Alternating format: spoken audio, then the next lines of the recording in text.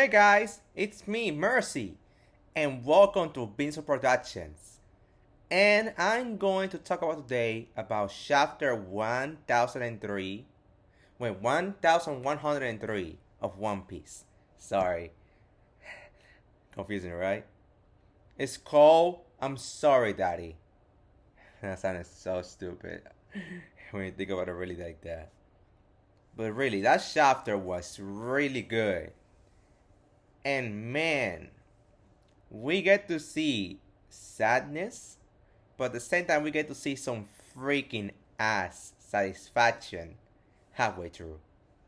But before I begin to talk about it, please do not forget to leave a like on this video and subscribe to my channel for more. Like, especially leaving a like, because literally the algorithm is fucking bullcrap. Because literally, I've been trying to do these videos right now more consistently, but I still am getting so not good really views on this. So please, leaving a like for me is very important. Please. So without further ado, let's begin.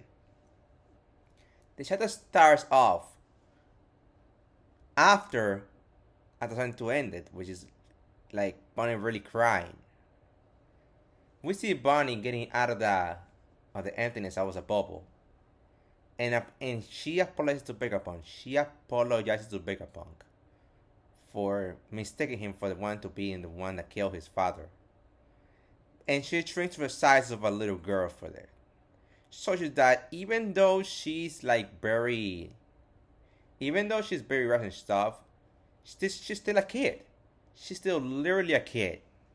So it was very hard to see the way she apologized to Vegapunk for this.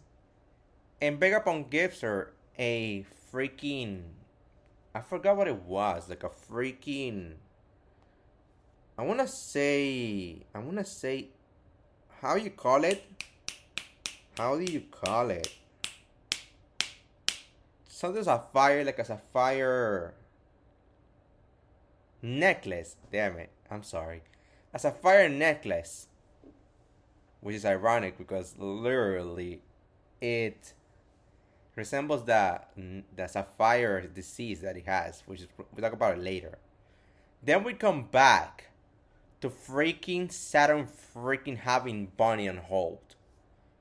And he is one hell of a despicable villain. Because not only he reveals that Bonney kind of gain powers of adult fruit without technically eating adult fruit, which I find weird. Like, it's based on experiments. Obviously, Sarah's a scientist, so he kind of gets comfort here. So her power is literally the power to freaking, how would you explain it? It's like, I would say it's kind of complex, but I'll explain it like this. You want your future to really happen, so remember last chapter when freaking, not last chapter, like 2 chapters ago, when Bonney literally before barking up, before just going to search for his father, freaking Alpha was going to kill her. So she imagines a Nika-ish future.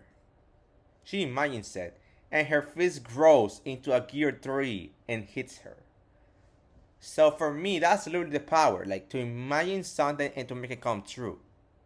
Very similar to gear 5th in the matter, because gear 5th is literally tone force. It's really like you imagine it and it's gonna happen in a cartoonish way. But it really depends on the will of the owner. Like, if the owner is not having that much will, or his will is very weak, it's not gonna be as strong. So that's literally the power that she has right now. It's not technically adult fruit, but it's like literally power of 1. So man.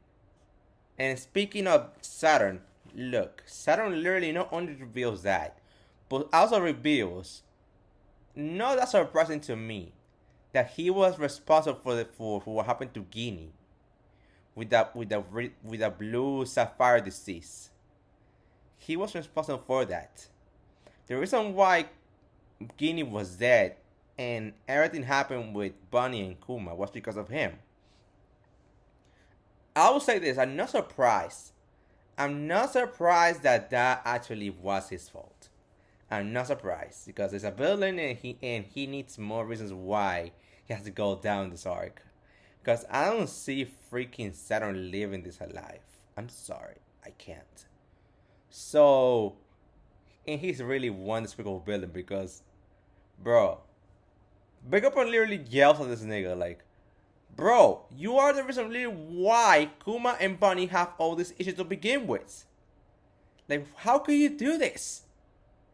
And then like Saturn's like, do you ever feel sympathy when you wanna squash a bug?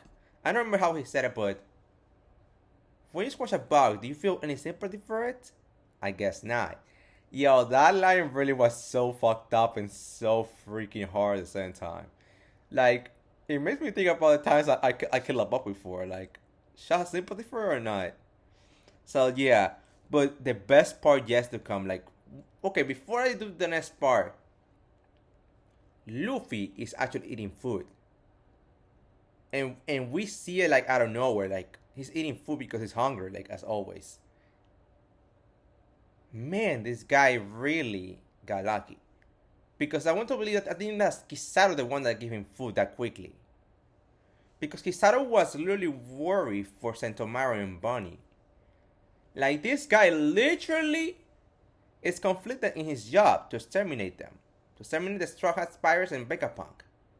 So literally, I think he's gonna do some stuff that's gonna be against the government or against Saturn. But I don't think he's gonna fully turn on them until probably the war. Probably the final war. So literally for me, I think that was Kizaru, the one that actually gave Luffy the food. So, but look at this. Saturn also points out that Bonney has not connected the fact that Luffy is Nika. If she really has connected those dots together, the power of her future age fruit will be much stronger. But now, let's get now to the best part. Kuma! Kuma literally comes to the rescue. And bro, this guy literally wants to fucking punch Saturn so hard. We hockey. Which is the fact that, yo, when I saw Kuma there, I was so happy. Like, literally, this nigga come here. First of all, he's a cyber, so he's now, he can help himself from very gunshots and very, like, strikes. And he says Bonney. Saturn just stopped the nigga, but it didn't work. Then he holds one of his freaking arms and prepares to strike the hell out of Saturn. But the chapter ends there, which is kind of like a fucking ass cliffhanger. But man, the best part is Kuma is not a mindless person. He got his individuality and free of will removed. But I made a comment on one of the videos that Commodore last made, like the reaction video of this chapter. I said this: you can remove a man's free will, you can remove a man's individuality, but you cannot remove a man's instinct. Because an instinct is something that is so freaking part of you. It doesn't matter how much you want to remove it or want to try to prevent it. Instincts will always win at the end. So Kuma's instincts, even in this mindless state, it is what is allowing him to really just want to strike freaking Saturn in the face and protect Bonney. Or maybe it's the switch that Vegapunk talked about last chapter. That between the switch between personalities and the mindless and the normal one. Maybe that's what's happening. That Kuma now is in a state of mind now that he's allowing his instincts and personality to get the best of him. and that's why he's doing what he can to protect Bonney and everything. So that's great, bro. Yo, that chapter ended on such a cliffhanger, bro. I literally cannot wait for next chapter, bro. But I bet you guys, I bet you $1,000,000 that freaking ass Saturn is gonna get strike up by Kuma. That's gonna be one of the most satisfying moments ever because of the build up. Because Saturn is literally the reason why Kuma is like this in the first place. And why he suffered a lot in the first place, because why he suffered a lot in the first place. So get your hopes up for satisfaction. So that's all I got for today, guys. So tell me, do you like the chapter? You didn't like it? What was your favorite part of the chapter? What was your least favorite part of the chapter? Comments down below and let me know. So do not forget to leave a like on this video and subscribe to my channel for more One Piece and JJK content. This was Mercy from Binks Productions, and I see you guys in the next video.